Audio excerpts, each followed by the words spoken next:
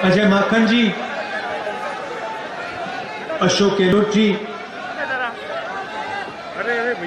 गोविंद सिंह दोतासरा जी, केसी वेणुगोपाल जी, सचिन पायलट जी, रघुवीर सिंह मीना जी, स्टेज पे कांग्रेस पार्टी के सीनियर नेता, भाइयों और बहनों, किसानों, आप सबका यहां दिल से मैं स्वागत करता हूं।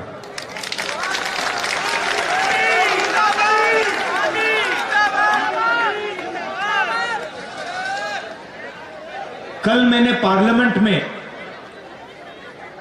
किसानों के मुद्दे पे भाषण किया और पार्लियामेंट में मैंने ये जो नए 3 कानून नरेंद्र मोदी लाए हैं, इनका लक्ष्य, इनके पीछे सोच मैंने समझाई। आज भी मैं आपके लिए ये जो 3 कानून हैं,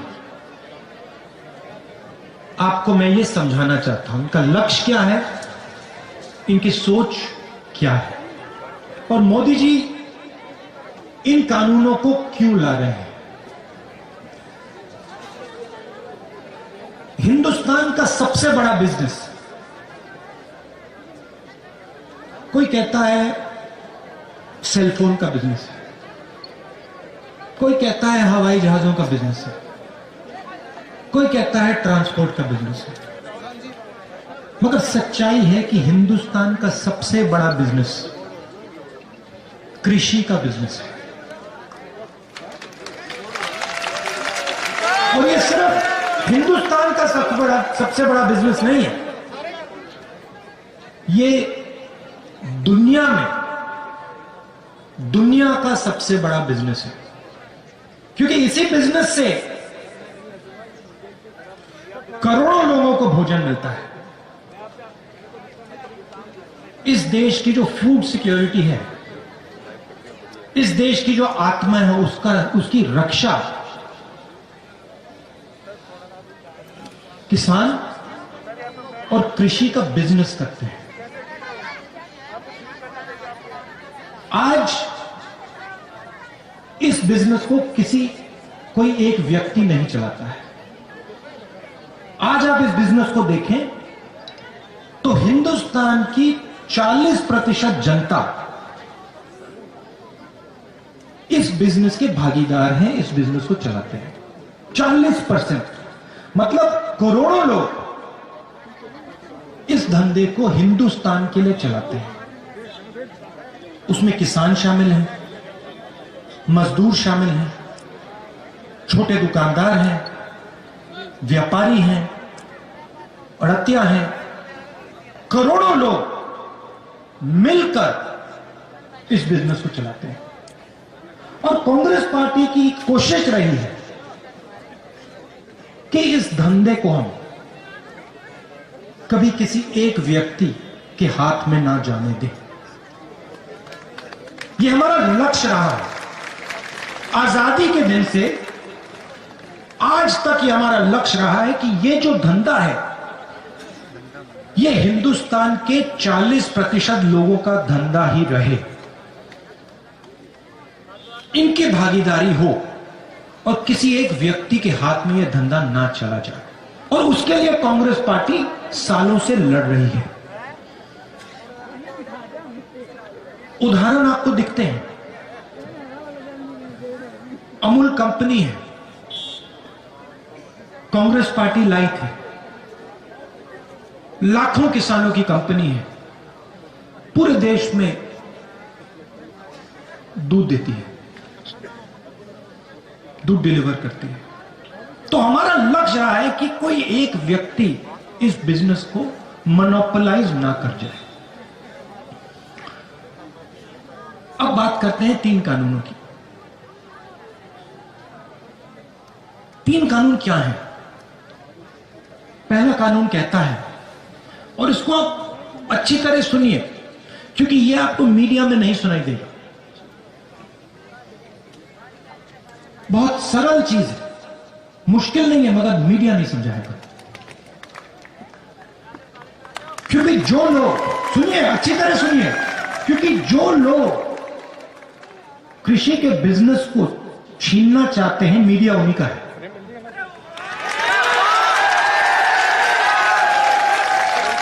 किससे छीनना चाहते हैं? किसान से, मजदूर से, छोटे व्यापारी से, दुकानदार से, इन सब से। 40% हिंदुस्तान से। पहला कानून कहता है कोई भी बड़ा बिजनेस देश में कहीं भी किसी किसान से कितना भी अनाज खरीद सकता है, अनलिमिटेड। अगर एक व्यक्ति पूरे देश का अनाज खरीदना चाहे तो खरीद सकता है, कोई लिमिट नहीं। तो भाई और बहनों मुझे बताइए, अगर कोई भी व्यक्ति कहीं भी कितना भी माल खरीद सकता है, अनाज खरीद सकता है, सब्जी खरीद सकता है, तो मंडी की क्या जरूरत? मंडी की कोई जरूरत नहीं। तो पहला कानून जो है मंडी को मारने का कानून है, मंडी को खत्म करने का कानून है।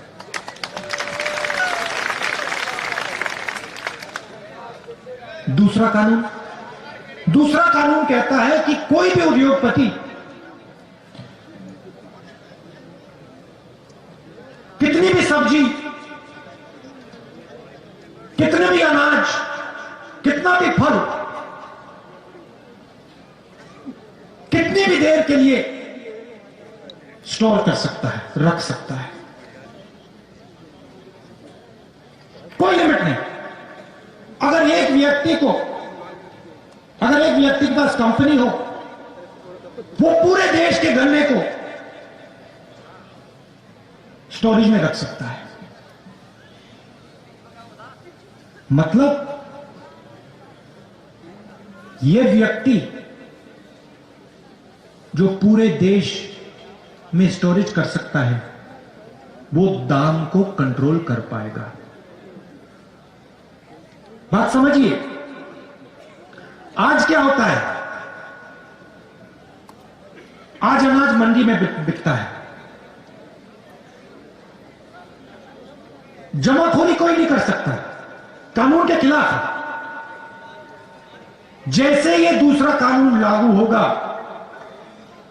हिंदुस्तान में अनलिमिटेड, बिना लगाम जमाखोरी चालू हो जाएगी। कौन करेंगे? हिंदुस्तान के सबसे अमीर अरबपति लोग। अब क्या होगा? किसान जाएगा अपना माल बेचने, उसके सामने कौन खड़ा होगा? छोटा व्यापारी नहीं, मंडी नहीं मिलेगी। हिंदुस्तान के सबसे अमीर उद्योगपति उसके सामने खड़े होंगे। तीसरा कानून कहता है कि जब हिंदुस्तान का किसान उस उद्योगपति के सामने जाके खड़ा होगा और अपने अनाज के लिए, अपने फल के लिए, अपने सब्जी के लिए सही दाम मांगेगा, तो वो किसान अदालत में नहीं जा सकता।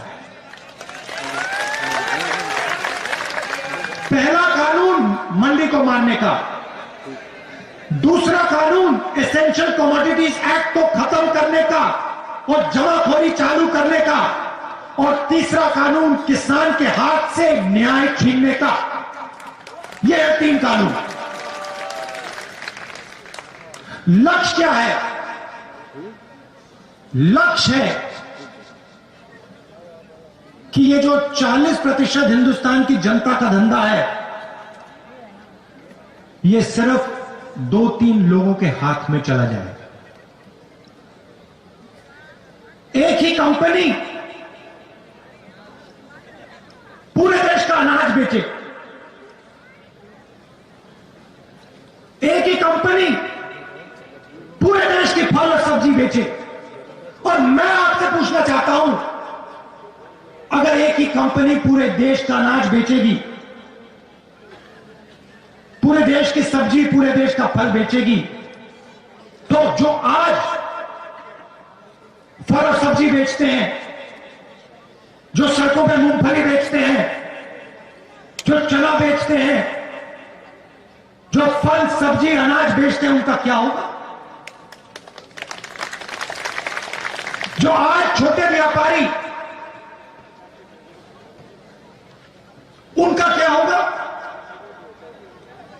भाइयों और बहनों, ये सब लोग बेरोजगार हो जाएंगे।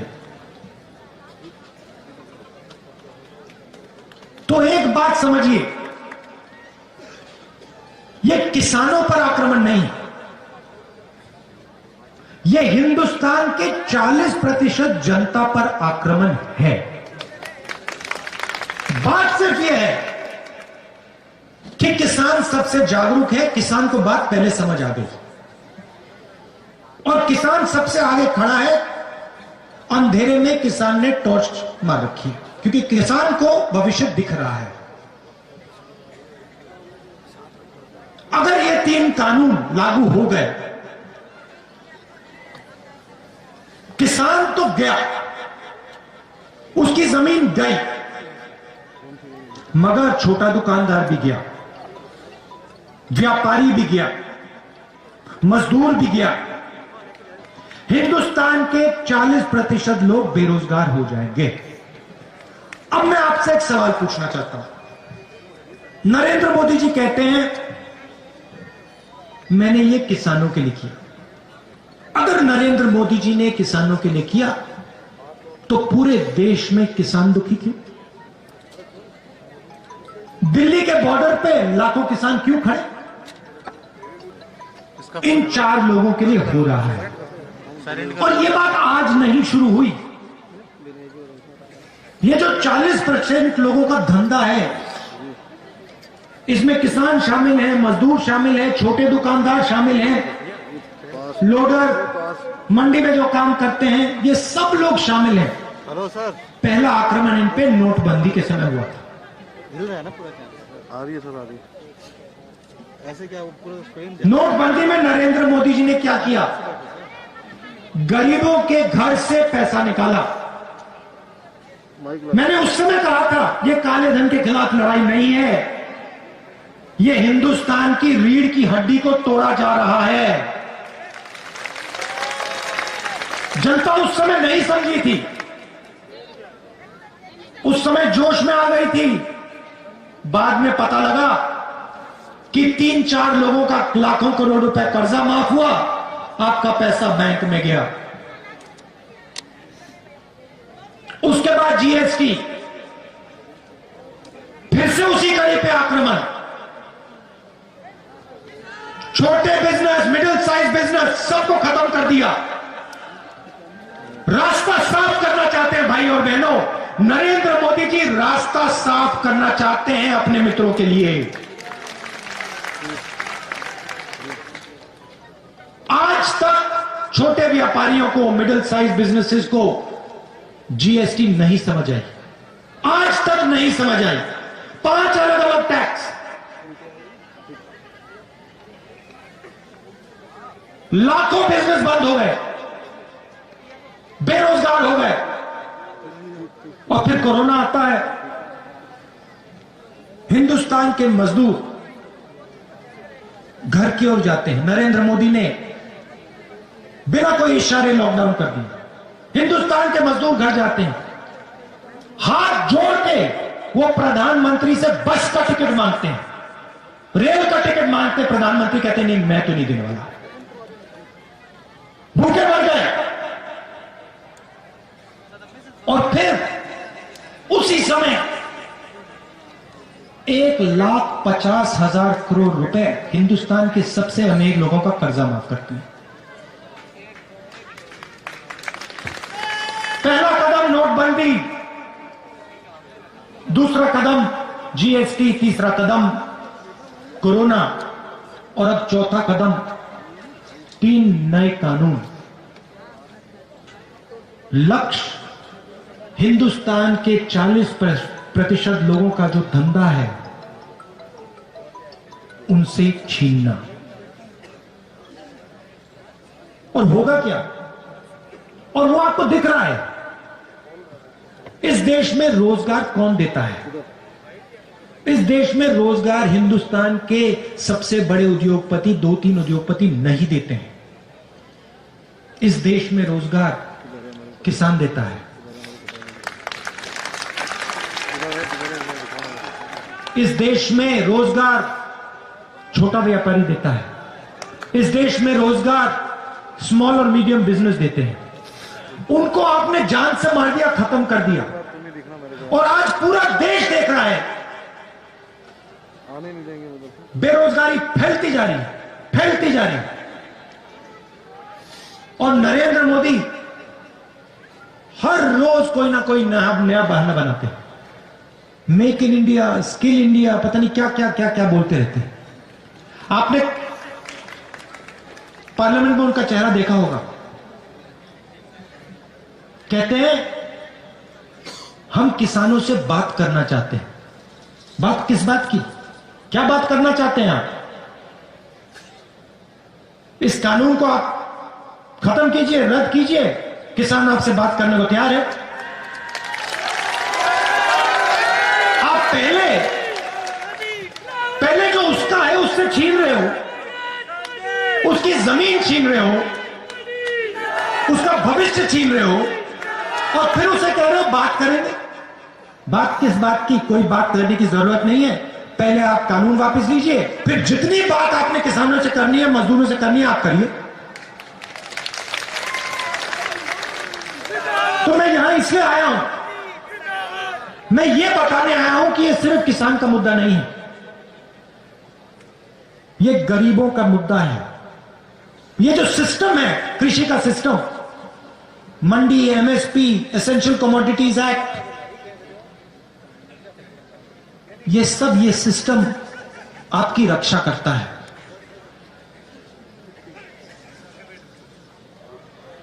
इस ढांचे को नरेंद्र मोदी तोड़ने की कोशिश कर रहे हैं।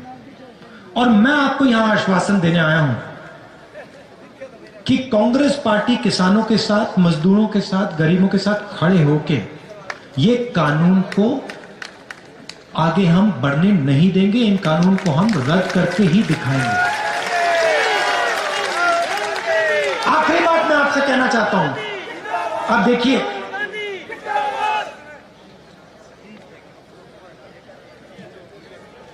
चाइना हिंदुस्तान की जमीन के अंदर आया। हजारों किलोमीटर जमीन चीन की सेना ने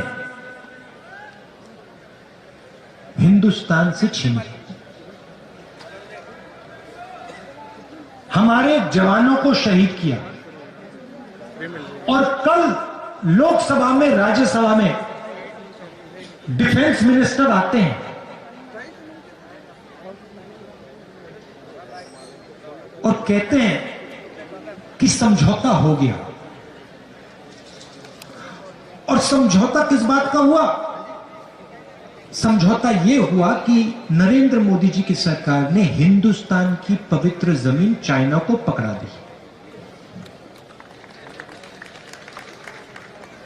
पैंगोंग लेक में हिंदुस्तान का पोस्ट फिंगर 4 पे होता था। चाइना ने अपनी सेना को अंदर डाला। समझौता नरेंद्र मोदी जी ने यह कहा है कि हम अब फिंगर 3 पे अपना पोस्ट लगाएंगे।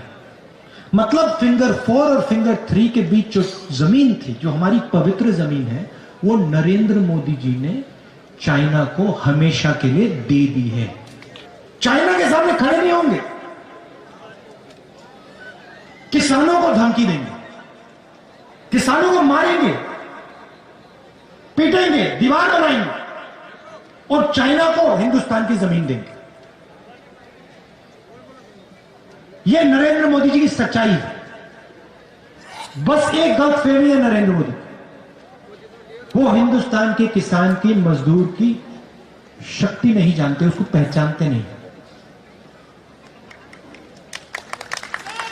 समझनी, किसान, मजदूर, छोटा दुकानदार, छोटा व्यापारी अब नरेंद्र मोदी को अपनी शक्ति दिखाने जा रहा है।